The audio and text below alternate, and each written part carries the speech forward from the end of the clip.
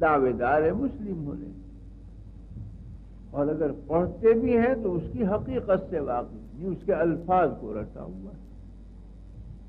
دین محض الفاظ میں نہیں ہے محفوظ، دین تو حقائق میں محفوظ ہے، اس کے معنی میں محفوظ ہے۔ تو اس کے معنی کا دھیان، اس کی حقیقت کو اپنے قلب پر طاری کر لینا، اس سے دین کا بچاؤ ہوگا، محض لفظوں سے نہیں۔ اس کا یہ مطلب نہیں کہ لفظ بیکار ہے، معاذ اللہ۔ اگر بے سوچے سمجھے بھی آپ کلمہ پڑھیں گے جب بھی کارآمد ہے، اس کا اجر بھی ہے، ثواب بھی ہے، لیکن دین کی حقیقت نہیں کھلے گی جب تک اس کی حقیقت پر نظر نہ ہو۔ تو غور کیا جائے تو پورا دین اس کلمے کے اندر سمایا ہوا ہے۔ عقائد بھی اس میں موجود ہیں، اخلاق بھی اس میں موجود ہیں، احکام بھی اس میں موجود ہیں، عبادات بھی اس کے اندر موجود ہیں، معاشرت بھی موجود ہے، ساری چیزیں اسی کے اندر کھپی ہوئی ہیں۔ لیکن غور کرنے کی ضرورت ہے، تدبر کرنے کی ضرورت ہے۔ لا الہ الا اللہ میں لفظ اللہ ہی پر اگر دھیان کر لیا جائے تو ساری باتیں اس سے ہی کھل جاتی ہیں۔ اللہ اس ذات کو کہتے ہیں جو مستجمع ہو تمام صفات کمال۔ اللہ وہ ذات ہے کہ سارے کمالات کا سر چشمہ ہو، یعنی فقط جامع ہونا نہیں کہ جمع ہے اللہ میں سارے کمالات، یہ کافی نہیں ہے، بلکہ اللہ سر چشمہ ہے، اس سے ابلتے ہیں کمالات، پھوٹتے ہیں اس سے کمالات، وہ مصدر ہے، وہ خزینہ ہے، اس میں سے کمالات ابھر رہے ہیں، نکل رہے ہیں۔ جیسے سورج میں سے کرنیں پھوٹتی ہیں تو یہ نہیں کہا جائے گا کہ سورج نے کچھ بٹور کر جمع کر لیا ہے روشنیوں، نہیں، روشنی اس کی ذات سے پھوٹ کر پھیل رہی ہے، اگر وہ نہ ہو تو روشنی نہ ہو دنیا کے اندر۔ تو ذات بابرکات حق فقط جامع نہیں ہے کمالات کی، بلکہ مصدر ہے، سر چشمہ ہے، اس سے ابلتے ہیں کمالات۔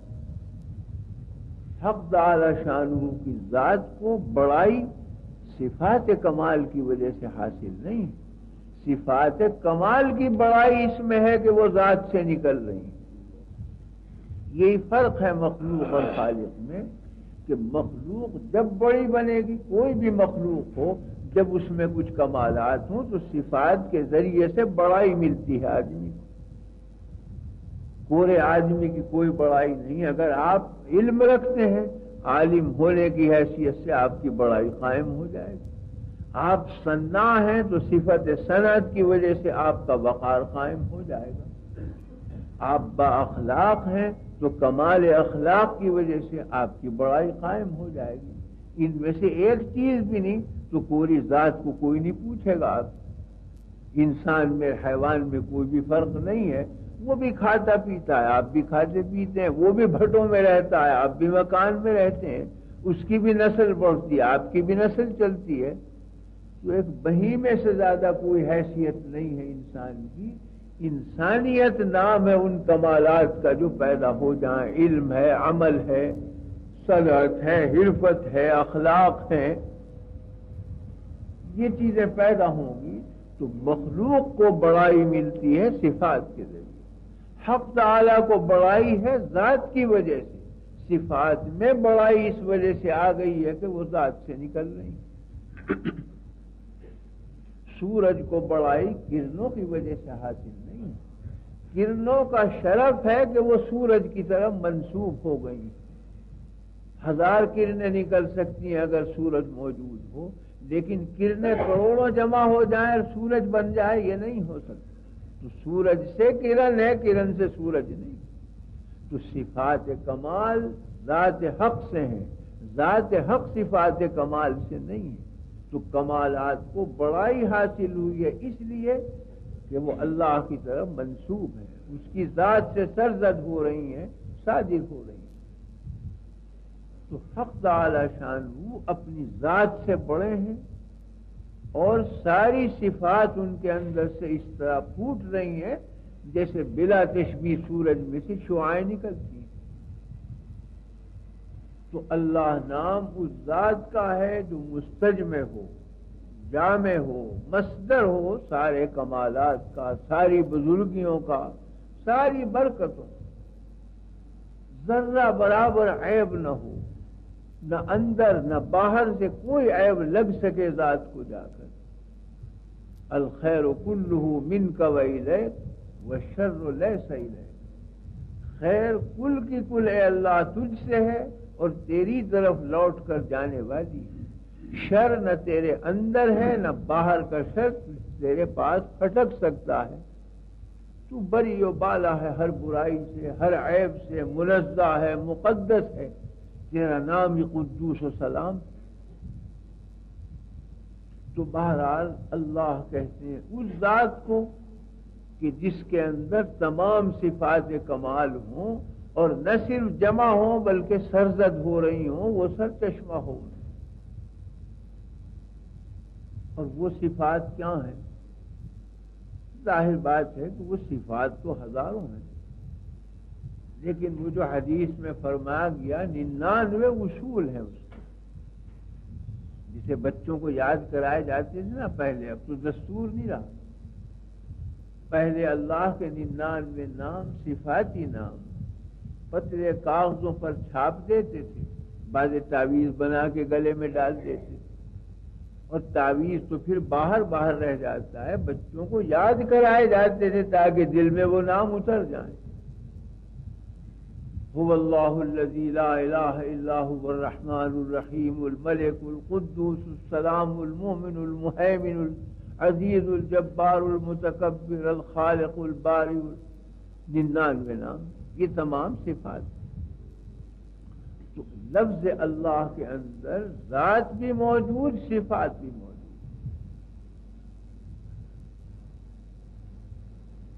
اور اس کی ساتھ ساتھ لا الہ الا اللہ میں کیونکہ اللہ کا لفظ ہے، اللہ آتا ہے حصر کے لیے، یعنی یہ کمالات صرف اللہ ہی میں اور کہیں نہیں، اگر کہیں جائیں گے تو یہیں سے بٹ کر جائیں گے، یہیں کے عطیے سے پہنچیں گے، کسی کی ذات میں کوئی کمال نہیں ہے، صرف عطا خداوندی۔ تو الا اللہ کے معنی یہ ہیں کہ ایک اللہ موجود، میں اپنی صفات کے، یعنی صفات اس میں ہے اور صرف اس میں ہے، دوسروں میں نہیں ہے، اگر ہیں تو پرتوا ہے، اگر ہیں تو نورانیت ہے، اثر ہے اس کا عطیہ، خود اپنی ذات سے کوئی کمال لیے ہوئے نہیں۔ سب سے بہترین مخلوق اللہ کی مخلوقات میں انسان ہے، لیکن انسان بھی اپنی ذات سے باکمال نہیں۔ کمالات دو ہی ہیں بڑے بڑے، ایک علمی کمالات، ایک عملی کمالات، جن کو اخلاقی کمال کہتے ہیں۔ دونوں سے انسان کورا پیدا ہوتا۔ علم کے بارے میں خود قرآن کریم نے فرمایا کہ واللہ اخرجکم من بطون امہاتکم لا تعلمون شیئا وجعل لكم السمع والابصار والافئدہ لعلکم تشکرون۔ اللہ نے تم کو تمہاری ماؤں کے پیٹ سے نکالا اس حالت میں کہ ذرہ برابر تم میں علم کا نشان نہیں تھا۔ انسان کا بچہ بالکل ایک مضغہ گوشت ہے، جب پیدا ہوتا ہے نہ اسے اچھے اور برے کی تمیز، نہ سیاہ و سفید کی تمیز، نہ شعور۔ تو لا تعلمون شیئا عربیت کے قاعدے کے مطابق نکرہ نفی کے نیچے واقع ہو رہا ہے تو فائدہ دے گا عموم کا، تو مطلب یہ ہوا کہ لا تعلمون شیئا یعنی ذرہ برابر علم نہیں تھا، کسی درجے میں بھی علم نہیں تھا۔ اللہ ہی نے تم میں سننے کی طاقت رکھی، دیکھنے کی طاقت رکھی، بوجھنے کی طاقت رکھی، جس سے تم علم حاصل کرتے ہو، کچھ سن کر، کچھ دیکھ کر، کچھ سمجھ کر۔ تو علم انسان کی ذات میں نہیں، کورا پیدا۔ اخلاقی کمالات کا جہاں تک تعلق ہے تو دوسری جگہ فرمایا گیا، یوسف علیہ السلام کہتے ہیں کہ وما ابرئ نفسی ان النفس لامارۃ بالسوء الا ما رحم ربی، میں اپنے نفس کی بریت نہیں کرتا۔ تواضعاً فرما رہے ہیں نفس تو برائی کا حکم دیتا ہے، نفس تو گویا سرچشمہ ہے سارے شرور کار برائیوں کا۔ اللہ جس کے نفس کو پاک کر دے وہ پاک ہو جاتا ہے، ورنہ نفس تو برائیوں ہی کا سرچشمہ ہے۔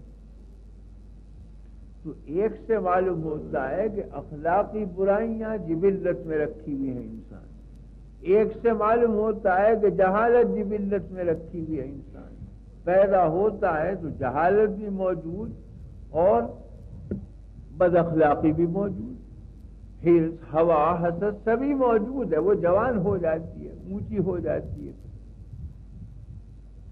اگر انسان کی ذات میں علم ہوتا تو نہ مدرسوں کی ضرورت تھی، نہ اسکولوں کی، نہ کالجوں کی، پڑھے پڑھائے پیدا ہوتے۔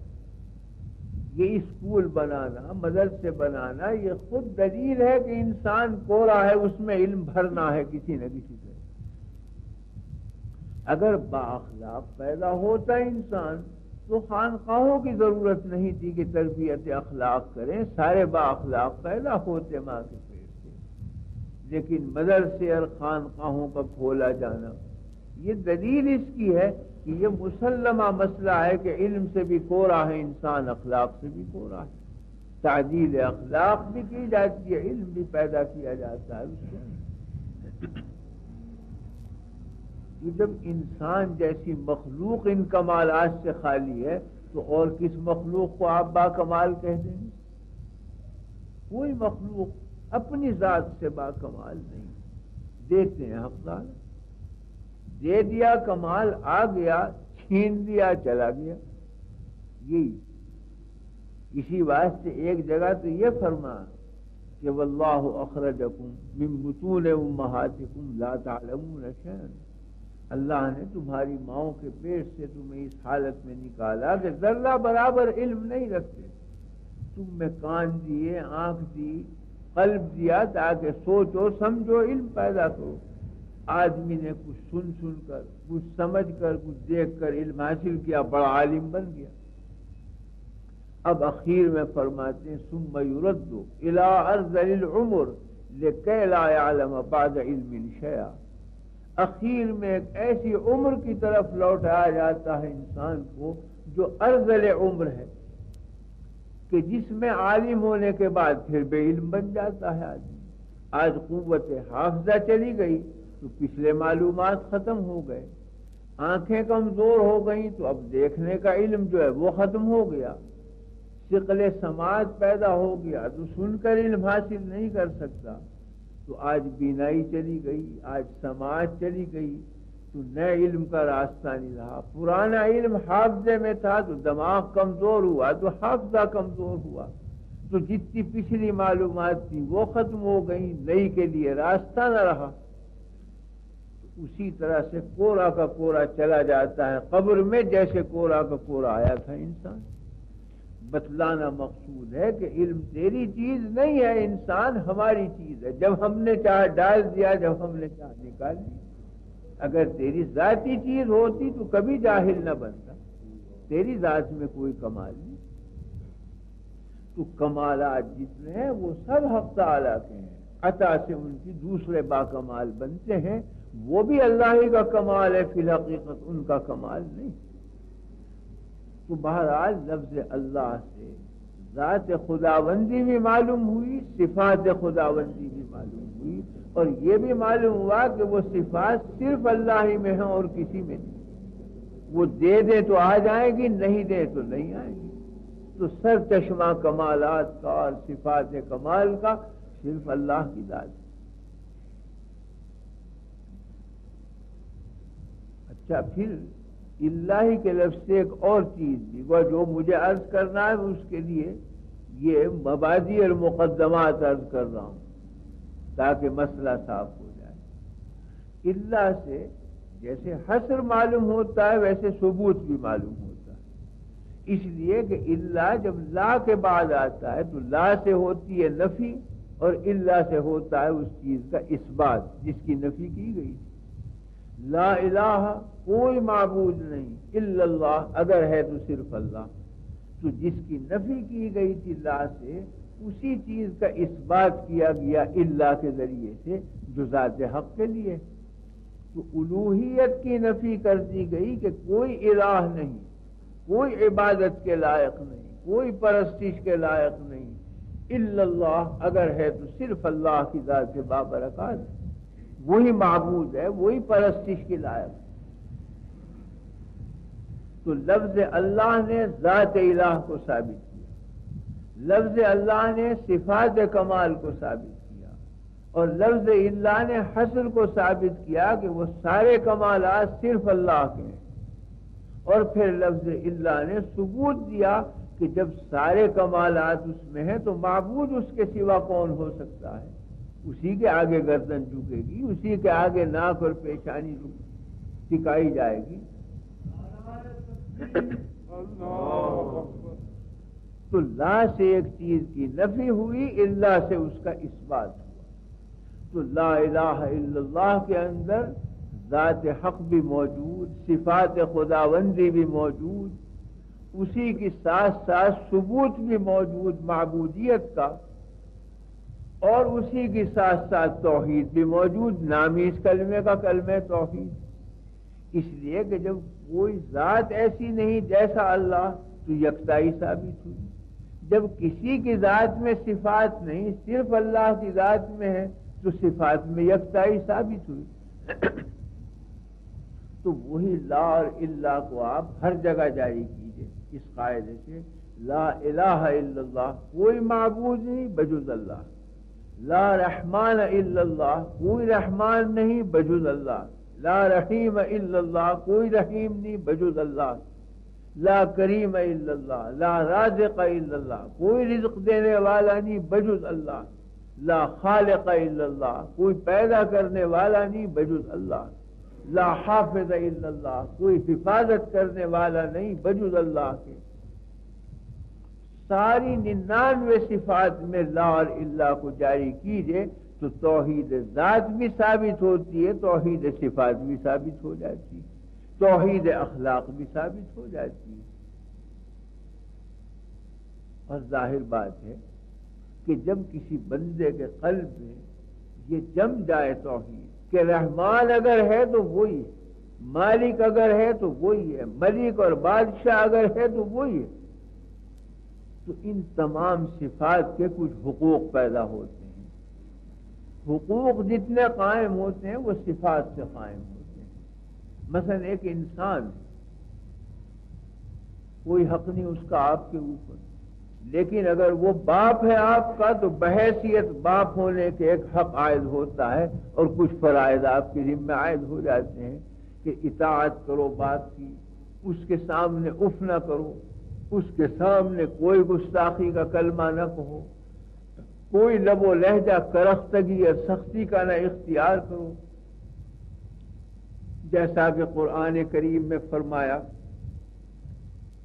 کہ وَقَضَىٰ رَبُّكَ أَلَّا تَعْبُدُوا إِلَّا إِيَّاهُ وَبِالْوَالِدَيْنِ إِحْسَانًا إِمَّا يَبْلُغَنَّ عِندَكَ الْكِبَرَ أَحَدُهُمَا أَوْ كِلَاهُمَا فَلَا تَقُل لَّهُمَا أُفٍّ، ماں باپ ہوں اور وہ بھی بوڑھے ہوں، دونوں ہوں یا بڑھاپا ایک کا ہو اور تمہارے سامنے ہو، تو تمہارے فرائض کیا ہیں کہ لا تقل لہما اف، اف بھی مت کرو ان کے سامنے، یعنی کوئی کلمہ ایسا نہ کہو کہ دل دکھ جائے، ان کی شان کے مناسب نہ ہو، تو زبان سنبھال کر بولو اپنے ماں باپ کے آگے۔ تو برا کلمہ کہنے کی نفی کر دی کہ ایسا کوئی کلمہ مت، پھر کہو کیا وَقُلْ لَهُمَا قَوْلًا كَرِيمًا، اور جب کہو ان کے سامنے تو نہایت کریم قول کہو کہ جس کے اندر شرافت ہو، جس کے اندر دیانت ہو، جس میں خردی ہو، ان کی بزرگی کی رعایت ہو۔ پھر یہی نہیں کہ محض زبانی جمع خرچ ہو کہ آپ نے تعظیمی کلمات کہہ دیے باپ کے آگے، یہ کافی نہیں ہے۔ وَاخْفِضْ لَهُمَا جَنَاحَ الذُّلِّ مِنَ الرَّحْمَةِ، ان کے سامنے جھک کر کھڑے ہو، پہلو کو گرا دو اپنے، نیاز مندانہ انداز سے کھڑے ہو، تن کر مت کھڑے ہو، اینٹ کر مت کھڑے ہو۔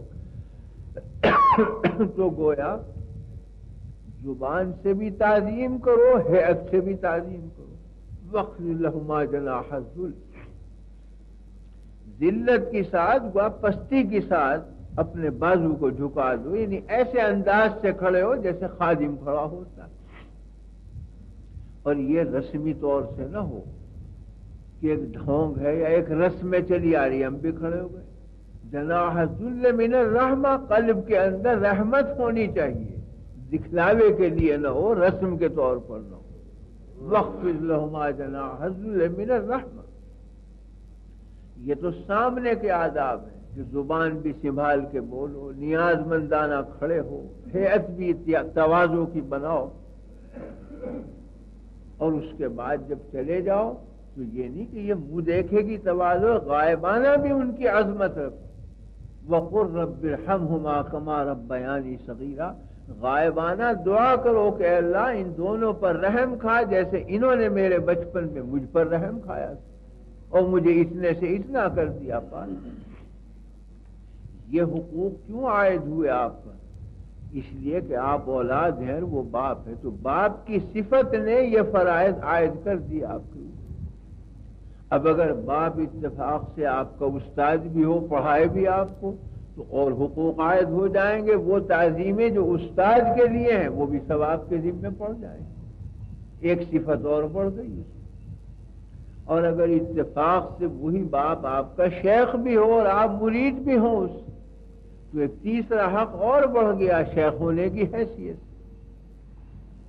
اور اگر اتفاق سے وہی باپ بادشاہ بھی ہو اور صاحب اقتدار بھی ہو، جس کی رعایا بھی ہیں آپ، تو ایک چوتھا حق اور عائد ہو گیا آپ کے اوپر کہ اس کے سامنے اطاعت و نیاز مندی سے اور زیادہ پیش آئیں آپ۔ تو صفات جتنی بڑھتی جاتی ہیں حقوق عائد ہوتے جاتے ہیں، فرائض عائد ہوتے جاتے ہیں۔ حق تعالی شانہ جب ساری صفات کے مالک ہیں تو سارے حقوق انہی کے ہوں گے، سارے فرائض آپ کے سر عائد ہو جائیں۔ اگر وہ رحمان ہیں تو آپ کا فریضہ ہوگا کہ آپ شکر گزار بنے کہ مجھ پر رحمت کی عنایت کی۔ اگر وہ ملک ہیں اور بادشاہ ہیں تو آپ بحیثیت رعیت ہونے کے آپ کا فریضہ ہوگا کہ حلف وفاداری اٹھائیں اپنے بادشاہ کے آگے۔ جب وہ مالک ہیں تو آپ مملوک ٹھہرے تو مملوک اور باندی غلام کا حق یہ ہے کہ بک جائے، بے بکے بھی بک جائے ہاتھ کے اوپر، کہ جو امر کرے آپ اطاعت کریں۔ تو غرض جتنی صفات ہوں گی اتنے حقوق عائد ہوں گے، اتنے ہی فرائض عائد ہوں گے، تو ساری شریعت پیدا ہوتی ہے حق تعالی شانہ کی صفات۔ وہ بادشاہ ہیں تو آپ پر ٹیکس عائد ہوا تو زکوٰۃ اور صدقات کی صورت نکل آئی۔ وہ مالک ہیں آپ کے تو مملوک پر جھکنا اور نیاز مندی عائد ہوئی تو نماز کے فرائض عائد ہو گئے۔ وہ محبوب حقیقی ہیں تو فرض ہوا کہ آپ عاشق بنے، اور عاشق کا کام یہ کہ نہ کھانے کی خبر نہ پینے کی خبر، تو روزہ عائد ہو گیا آپ کے سر۔